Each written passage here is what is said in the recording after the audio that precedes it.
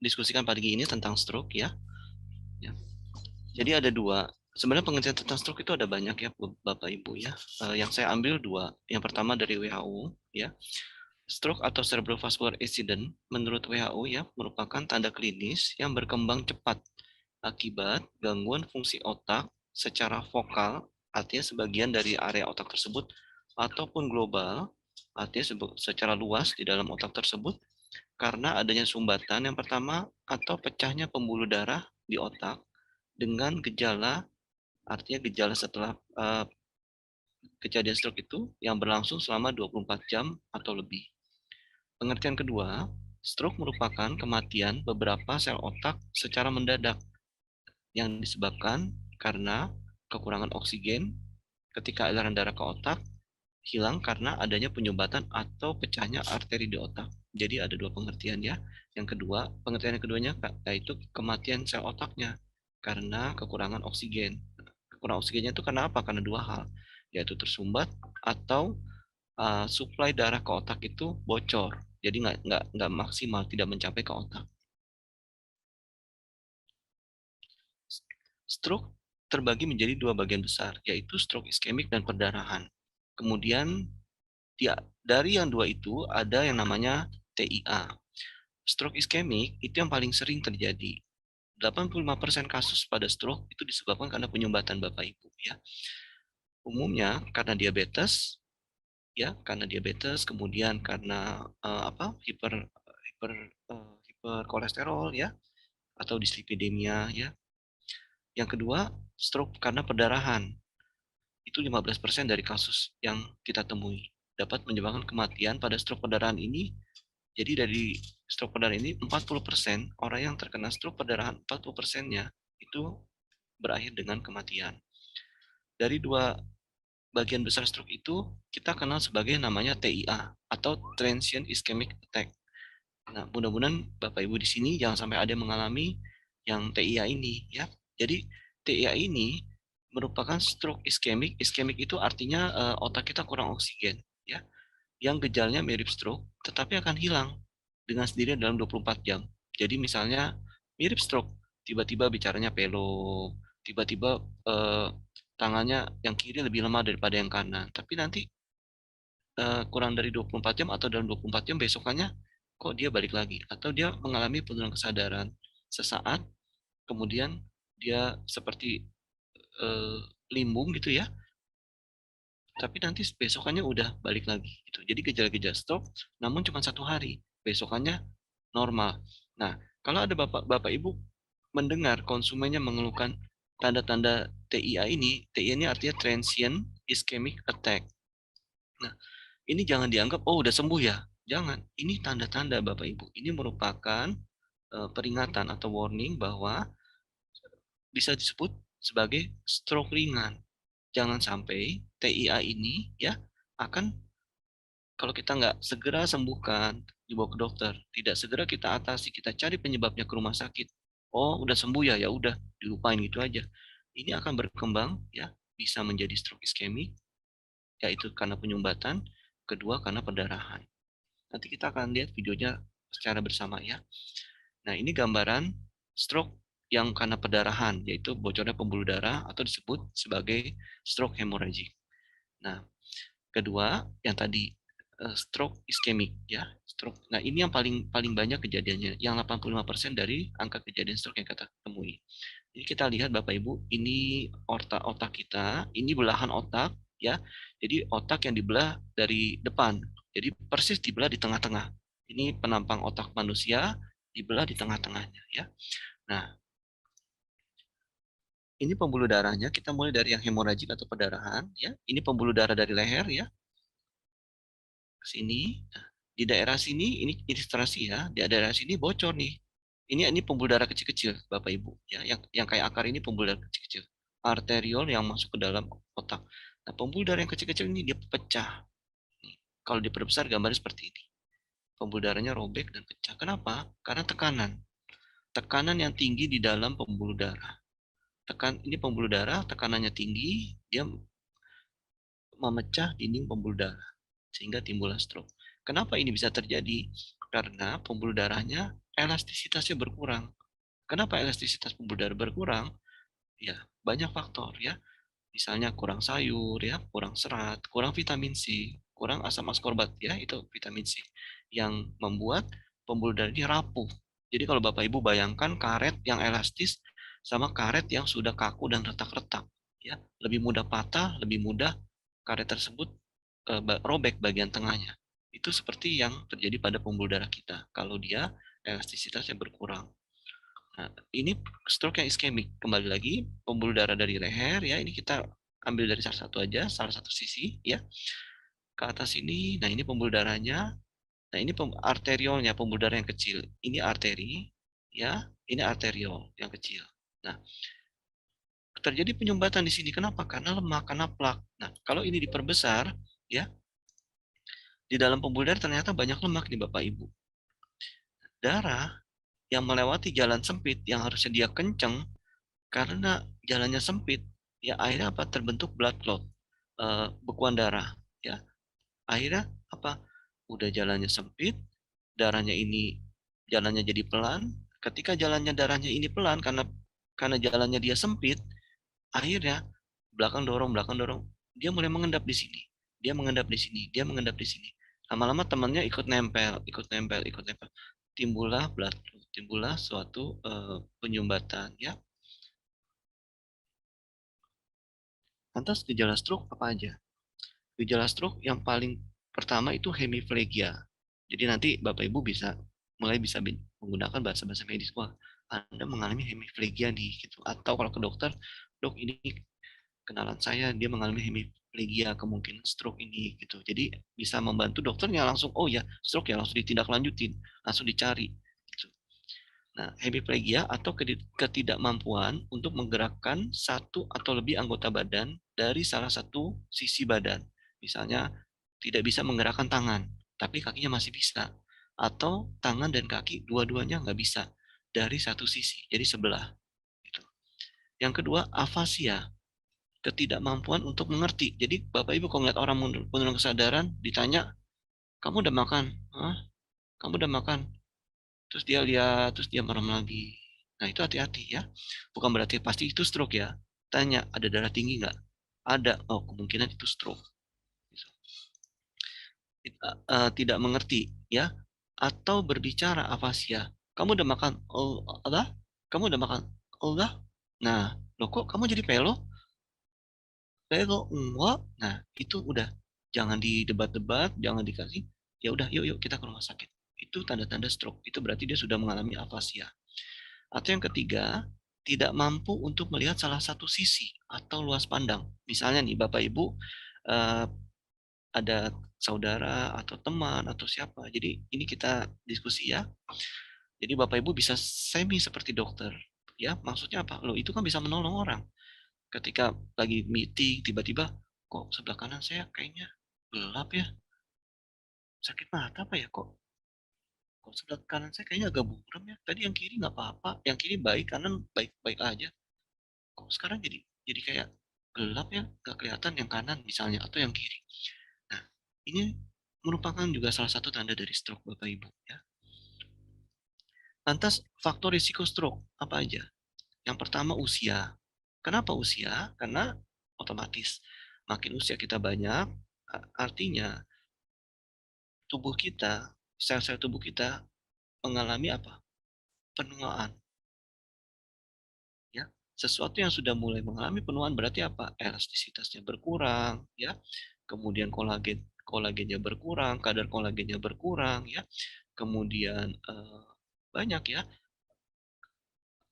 apa dengan usia itu banyaknya gangguan metabolik ya seperti darah tinggi, kemudian jadi apa, diabetes, kemudian menjadi apa namanya? Berkurangnya elastisitas pembuluh darah ya. Itu karena usia. Yang kedua karena tekanan darah tinggi. Ketiga, pernah terjadi stroke sebelumnya. Jadi kalau dulu pernah stroke, hati-hati. Suatu saat akan menjadi stroke lagi, tapi lebih berat. Yang keempat, tadi diabetes dan kolesterol tinggi. Yang kelima, karena merokok. Ya, kenapa merokok bisa menyebabkan atau mencetuskan stroke? Karena merokok, dia membuat dinding pembuluh darah kita mengeras, Bapak Ibu. Tidak elastis lagi. Sesuatu yang keras, ya. Maksudnya bukan keras seperti baja ya. Sejatinya tuh dinding pembuluh darah kita tuh harusnya lentur seperti karet. Nah, yang lentur seperti karet itu kalau dia mengeras berarti apa? Dia menjadi rapuh. Itu karena apa? Karena rokok. Yang keenam karena fibrilasi atrium, yaitu fibrilasi dari dinding jantung, ya ruang jantung. Ruang jantung disebut sebagai atrium, tempat masuknya darah ya. Ketujuh, migrain. Migrain juga bisa merupakan faktor risiko kelak bisa menjadi stroke. Kemudian trombofilia, yaitu kekurangan trombosit. Trombosit itu apa? Trombosit merupakan faktor pembekuan darah, salah satu faktor pembekuan darah. Yang kesembilan, orang-orang yang sering minum alkohol. Ya. Lantas ini kita bahas tentang transient ischemic attack. Transient ischemic attack atau TIA ya dapat dijabarkan sebagai episode singkat dari disfungsi neurologis yang terjadi akibat gangguan vaskuler. Bisa ya tadi ya karena penyumbatan atau bocor. Tapi kalau penyumbatannya ringan, bocornya ringan, dia jadi seperti stroke ringan atau kurang dari 1 jam tanpa meninggalkan bekas berupa infark. Infark itu sel otaknya sama sekali nggak dapat oksigen berupa infark cerebral akut. Dari sudut pandang lain, oleh karena stroke merupakan defisiensi neurologis akibat perubahan aliran darah di jaringan otak, transient ischemic attack dapat dikatakan sebagai indikasi atau simptom atau gejala yang ditimbulkan dari perubahan aliran darah otak yang tidak dapat dideteksi secara klinis dalam waktu 24 jam. Jadi bagaimana cara mendeteksinya? Lakukan MRI brain, ya. Karena kalau hanya secara klinis, maksudnya klinis di sini apa? Bukan dengan pemeriksaan penunjang. Jadi dibawa ke dokter. Dok, kok tadi saya tiba-tiba pandangan saya gelap ya? Nah, pandangan gelap bisa macam-macam, bisa transient ischemic attack, bisa karena memang dia apa habis terbentur tapi dia nggak cerita ya, atau memang dia kurang tidur ya, macam-macam. Nah, itu harus dipastikan dengan brain MRI atau MRI otak. Kemudian transient ischemic attack ini tidak selalu menjadi indikasi terjadinya stroke di kemudian hari dan jarang sekali dikaitkan dengan stroke hemorrhagic primer. Artinya apa? Transient ischemic attack ini lebih ke arah penyumbatan. Jadi kalaupun kelak menjadi stroke beneran, ya, stroke-nya lebih ke arah stroke yang penyumbatan. Pada usia yang telah beranjak tua atau usia kita sudah banyak, transient ischemic attack ini diinduksi atau dicetuskan oleh terhalangnya aliran darah ya seperti tadi ya akibat aterotrombosis. Namun dalam penderita yang berusia di bawah 45 tahun, transient ischemic attack umumnya disebabkan oleh robeknya pembuluh darah. Jadi maksudnya transient ischemic attack ini lebih sering terjadi akibat penyumbatan pada usia 45 ke atas. Kalau di bawah 45 mengalami tiba-tiba serangan tiba-tiba transient ischemic attack, lebih cenderung karena pembuluh darahnya robek. Ya, robeknya robek kecil tapi kalau robekannya besar, dia bukan disebut sebagai TIA, tapi disebut sebagai stroke hemorrhagic atau stroke perdarahan. TIA umumnya disebabkan pada usia di bawah 45 tahun ya. TIA umumnya disebabkan oleh robeknya pembuluh darah, migrain, dan obat-obatan simpatomimetik. Nah, ini bagi Bapak Ibu yang kalau mau tidur harus minum obat anti nyeri, terus bolak-balik pusing. Wow, saya tuh tiap hari tuh andalan tuh obat anti nyeri tertentu ya, saya tidak boleh sebutkan mereknya. Itu justru jangan bangga. Kenapa? Karena itu berarti ada suatu tanda aliran darah ke otak yang bermasalah. Ya. Penyebab transient ischemic attack yang pertama karena large artery atherothrombosis ya atau penyumbatannya secara yang besar ya dengan distal flow reduction dengan berkurangnya suplai aliran darah menuju ke otak. Kedua, arteriosklerosis di pembuluh darah kecil ya. Jadi pembuluh darah kecilnya itu kaku. Kenapa? Karena merokok, karena hiperkolesterol ya. Yang ketiga, emboli kardiogenik. Nah, emboli kardiogenik itu gini Bapak Ibu.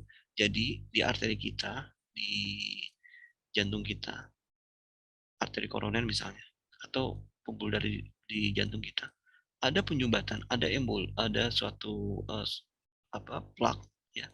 Plak ini lepas, terus dia ikut aliran darah, ya, jalan sampai ke otak. Nah, ketika di otak dia menyumbat, dia menyebabkan transient ischemic attack. Nah, itu yang disebut sebagai emboli kardiogenik. Artinya, plak yang lepas dari jantung jadi jantung kita tuh ada plaknya karena pola hidup tidak sehat.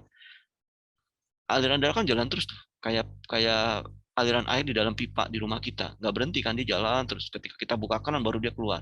Artinya apa? Artinya aliran itu jalan terus. Nah, ketika plak itu lepas, dia ikut aliran darah, jalan muter-muter sampai di otak, banyak pembuluh darah kecil, dia menyumbat. Ketika dia menyumbat, nah disitulah terjadi transient ischemic attack. Penyebab TIA berikutnya, transient ischemic attack berikutnya adalah karena vasospasma atau mengecilnya pembuluh darah, vaskulitis, sludging polycythemia, kemudian kelainan darah berupa sickle cell anemia, kemudian trombositopenia dan meningitis. Trombositopenia, kurang trombosit, dan meningitis ini infeksi pada selaput meninges yang terdapat di otak kita. Lantas bagaimana Bapak Ibu kalau mau mendiagnosa stroke? Diagnosa stroke secara klinis beserta pemeriksaan penunjang. Jadi caranya tanda-tanda klinis tadi, bicaranya pilu ya, kemudian salah satu tangan atau kaki mengalami kelemahan ya.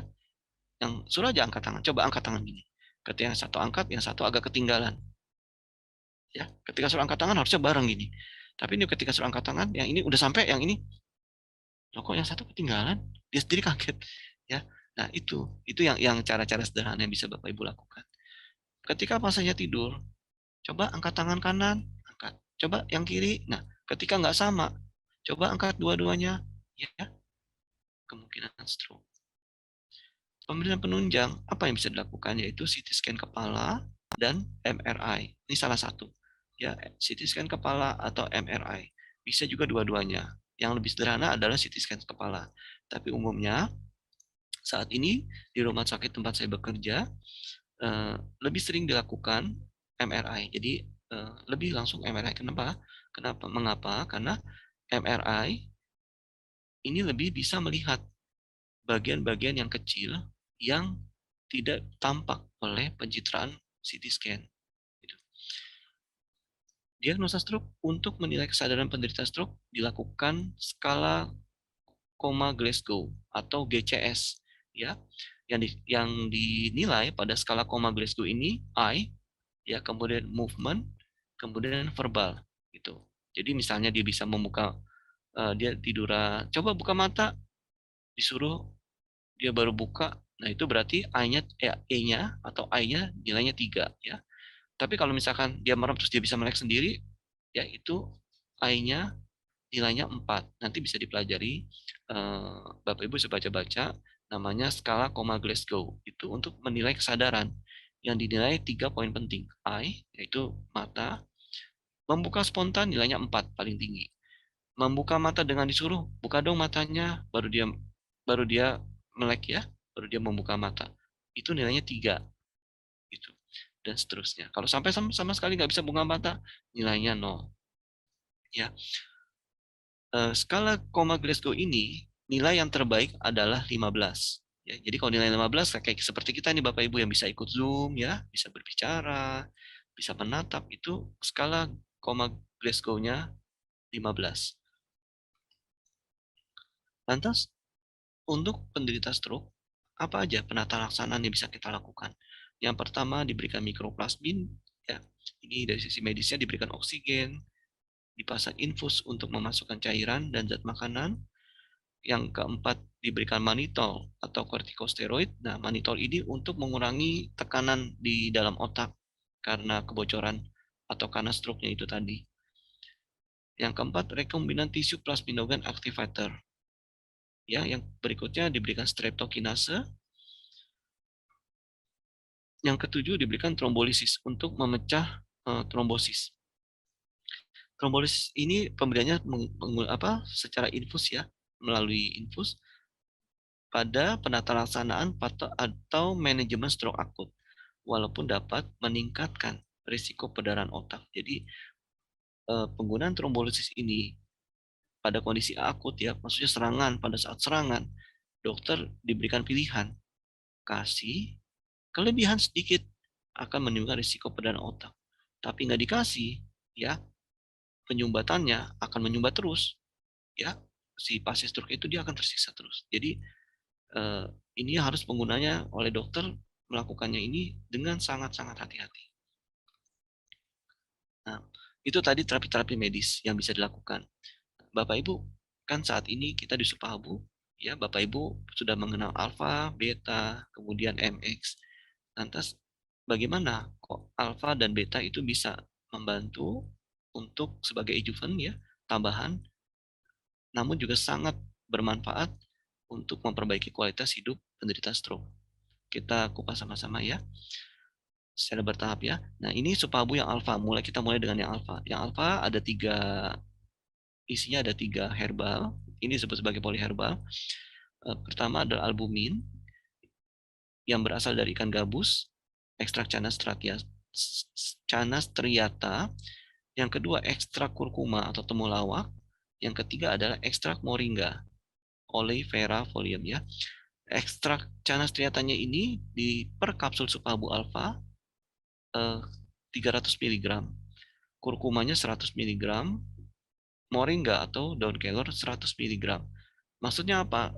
Kita sebutkan miligram-miligramnya, karena nanti ada kaitannya.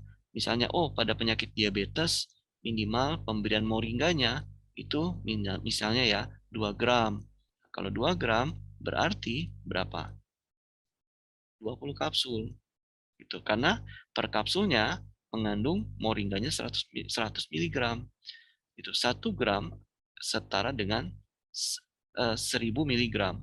Sehingga kalau satu kapsul moringganya itu 100 gram, kalau kita mau kasih ke penderita diabetes yang berat, satu hari boleh sampai 10 kapsul. Maksudnya itu, ya. Lantas kita lihat Supabu yang beta. Ya, Bapak Ibu pernah nggak coba dilihat ya beta ini isinya apa gitu. Coba dilihat. Jadi selain Bapak Ibu membantu konsumennya, juga sambil dilihat, oh isinya ini ya gitu. Yang pertama Supabu beta, ya dia mengandung ikan gabus ekstrak Canas striata 250 mg. Kemudian ekstrak dari tripang emasnya 250 mg. Nah, tripang emas ini sangat bermanfaat ini Bapak Ibu ya bagi otak ya. Dia bisa merangsang otak untuk menghasilkan dopamin, di mana dopamin itu akan menambah memori kita, menambah kecerdasan kita, ya memberikan kita jadi berpikir lebih cepat, tidak lemot lagi. Coba Bapak Ibu minum. Benar, ini saya sudah buktikan. Kemudian yang ikan gabusnya ini, maksudnya ekstra Canas striata ini, albuminnya ini, dia sebagai menjaga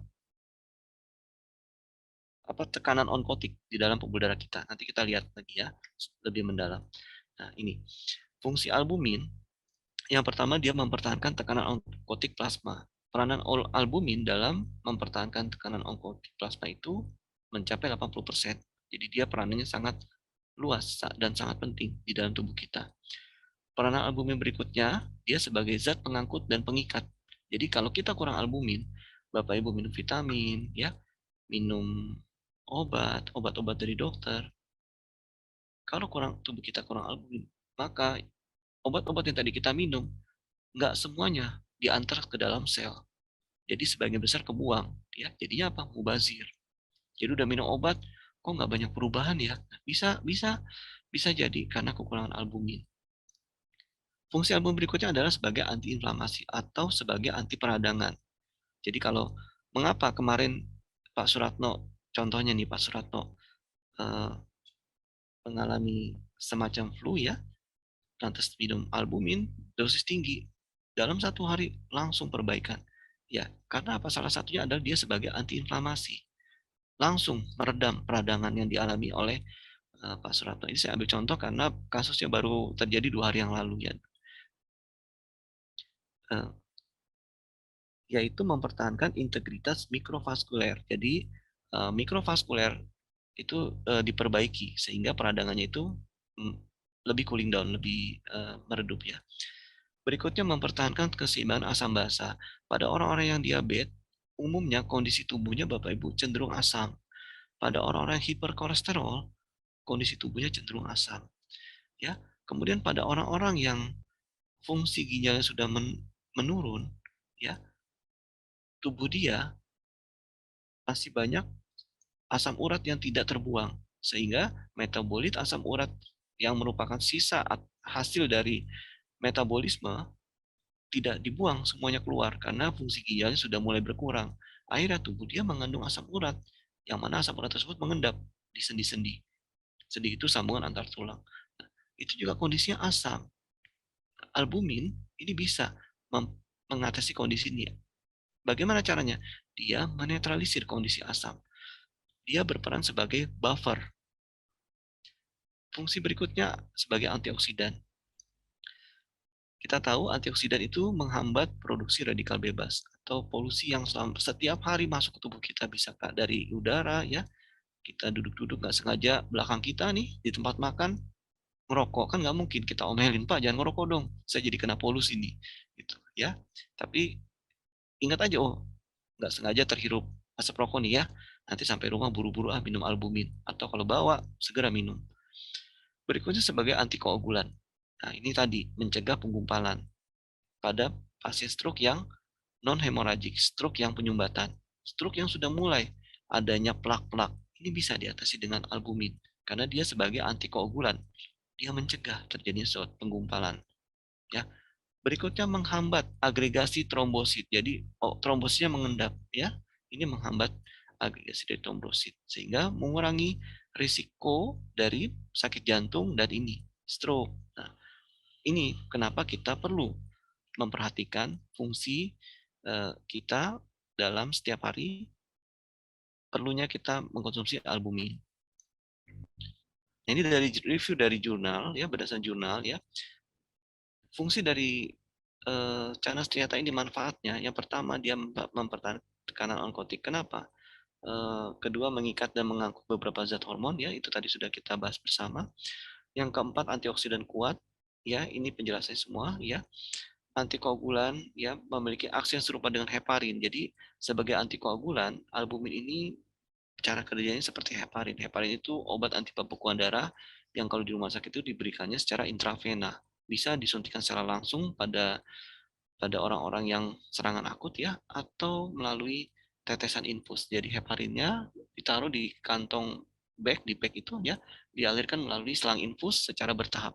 Ini heparin ini ya biasanya dilakukan yang saat ini terjadi, yang baru-baru ini sering kita lihat adalah pada pasien-pasien COVID, di mana pasien COVID gejala sedang mengarah ke berat, ya itu diberikan infus heparin. Nah, akan lebih baik kalau Bapak Ibu memiliki kenalan atau saudara atau orang-orang yang kita cintai supaya dia nggak kenapa-napa ketika dia kena COVID dan sampai dirawat di rumah sakit, supaya dia tidak memberat, berikan albumin, berikan supabu alfa. Kenapa? Salah satu ini manfaatnya sebagai antikoagulan. Walaupun dia mendapatkan drip heparin, dia juga kita berikan tambahan dari oral. Kelebihan nggak dok? Enggak, karena ini kan dia oral. Ya, kita beri 10, kita beri 7, nggak seluruhnya juga, nggak 100% dia akan ke tubuh kita. Pasti ada sebagian yang terdistorsi dan memang terbuang ya, sehingga tidak membahayakan. Yang keenam sebagai antiinflamasi. Nah, ini penting Bapak Ibu pada pasien stroke ya, pada pasien yang eh, COVID ya, sebagai antiinflamasi. Dia akan meredakan peradangan ya. Pasien-pasien COVID yang mengalami badai sitokin yang membuat dia yang tadinya masih oke kondisinya, kemudian agak memberat, tiba-tiba besok langsung memberat, itu karena badai sitokin. Makanya karena itu sejak dini berikan dia supabu alfa. Yang ketujuh sebagai penyembuhan luka. Dok, apa hubungannya sebagai penyembuhan luka kok bisa diberikan pada pasien stroke? Seperti kita lihat tadi, stroke ada yang perdarahan, stroke ada yang pembuluh darahnya bocor. Ini dia membantu mempercepat menghentikan perdarahan tersebut. Supaya apa? Supaya tidak lebih fatal. Jadi Bapak Ibu bisa membeli pertolongan pertama pada orang-orang yang ketika terjadi kena serangan stroke, kasih supabu alfa langsung 4. Kasih minum pelan-pelan, anterin ke rumah sakit. Ya, nanti akan bisa meredam yang itu tadi, perdarahannya, reaksi peradangannya di otaknya gitu. Ini dari jurnal ya. Nah, eh, apa kaitannya albumin yang dari ikan gabus dengan stroke? Nah, albumin ini memiliki efek, salah satunya dia sebagai antiinflamasi. Albumin yang dari ikan gabus ya, sebagai antihipertensi. Ya, di mana sebagai antihipertensi cara kerja dia sama dengan ACE inhibitor. Jadi obat antihipertensi Bapak Ibu ada yang namanya ACE inhibitor ya. Nah, cara kerja dari albumin ikan yang berasal dari ikan gabus ini, dia cara kerjanya sama dengan ACE inhibitor. ACE inhibitor. Jadi obat antihipertensi itu macam-macam Bapak Ibu, ada verapamil, ada diltiazem ya, ada ACE inhibitor, ada beta blocker. Nah, albumin yang berasal dari ikan gabus ini cara kerjanya sama dengan ACE inhibitor. Kemudian Supahabu yang alfa ini dia selain ada albumin tadi kita sudah bahas, terus dia ada kurkumanya. Apa dok manfaat kurkuma? Banyak ya. Yang pertama sebagai anti kanker ya. Selain ngobatin stroke-nya, hitung-hitung mencegah kanker. Kedua, mengobati infeksinya. Nih. Jadi sambil berusaha mengobati kankernya, dia mencegah infeksi, mengobati infeksi. Karena kurkuma ini bersifat sebagai antibakteri dan antifungi atau fungi, penjamuran ya. Jadi Bapak Ibu yang di tangannya kutu-kutu air ya, atau telapak kakinya ada kutu air ya, di sela-sela jari ya, di dilipat paha ya, lipat paha ada jamur ya, melihat konsumennya atau kenalannya, bisa diberikan Supabu alfa. Kenapa? Karena dia juga bisa berperan sebagai anti jamur. Ini ada jurnalnya. Di tahun 2015 ya, diteliti oleh Seok Fang On ya, Menaxion Nalapan ya, nanti ini bisa dibaca. Berikutnya sebagai antioksidan dan nefroprotektif. Nefroprotektif itu maksudnya apa Bapak Ibu? Dia melindungi fungsi saraf. Dia menjaga supaya saraf Bapak Ibu bisa bekerja secara baik. Yang berikutnya sebagai hepatoprotektif. Supaya apa? Supaya tidak mudah mengalami hepatitis. Supaya tidak mudah livernya itu bengkak. Kenapa? Karena Bapak Ibu misalnya kerjanya terlalu diforsir. Atau karena suatu keadaan, karena kondisi, wah kerja harus ke sana kemari ya, demi demi alasan tertentu ya. Nah, perlu livernya itu dijaga. Jadi selain kita kerja keras ya, badan kita juga harus dijaga. Karena dengan ini tadi. Yang berikutnya kita kupas tentang moringa. Ya, kita bahas tentang moringa. Apa hubungannya moringa dengan stroke? Dok. Nah, dia sebagai salah satunya, ini disebutkan semua ya. Salah satunya dia sebagai anti kolesterol. Jadi orang kan nggak mungkin tiba-tiba langsung stroke. Ya, itu adalah ending dari penyakit metabolik yang hipertensi, yang dislipidemia, ya, kadar hiperkolesterolnya tinggi. Ya. Nah, moringa ini dia bisa sebagai anti kolesterol, dia menurunkan kadar kolesterol. Ya. Kemudian dia bisa meningkatkan energi.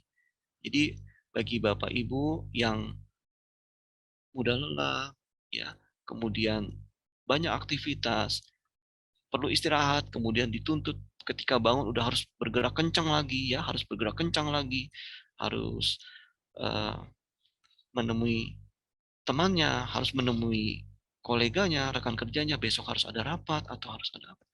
Nah, moringa ini dia meningkatkan energi dan endurance. Endurance itu ketahanan. Jadi jangan cuma kencang tapi cuma sebentar. Tapi kita bisa kencang, bekerja kencang, tapi endurance-nya lama. Jangan cuma bisa bekerja kencang, tapi cuma 2 jam. Habis itu capek, terus tidur. Nah, kemudian meningkatkan penglihatan, ya, pandangan kita, memperbaiki fungsi mata kita, ya. Menormalisasi tekanan darah. Nah, inilah mengapa moringa bisa membantu ya untuk pasien stroke sebagai antidepresan bagi orang-orang yang sulit tidur. Nah, itu kemarin Pak Suratno suka baca-bacain ya, teman-teman kita ya, ada yang bertanya konsumennya atau kenalannya kalau tidur tuh suka tergantung dengan obat-obat tidur. Nah, Bapak Ibu bisa alihkan. Ayo, mau sehat nggak? Boleh kamu biar nggak tergantung sama obat tidur, pelan-pelan dipindah ya, di switch, ditukar ya, obat tidurnya disimpan dulu, disita dulu, tukar dengan Supabu alfa. Di mana Supabu alfa ini ada moringganya, dan nanti moringga ini dia akan uh, menormalisasi untuk fungsi tidurnya, ya. Kenapa? Karena dia sebagai antidepresan, ya. Ini meningkatkan sistem imun, ya, sehingga dia bisa bermanfaat bagi salah satunya pada pasien COVID, ya. Memperbaiki fungsi dari pencernaan, ya.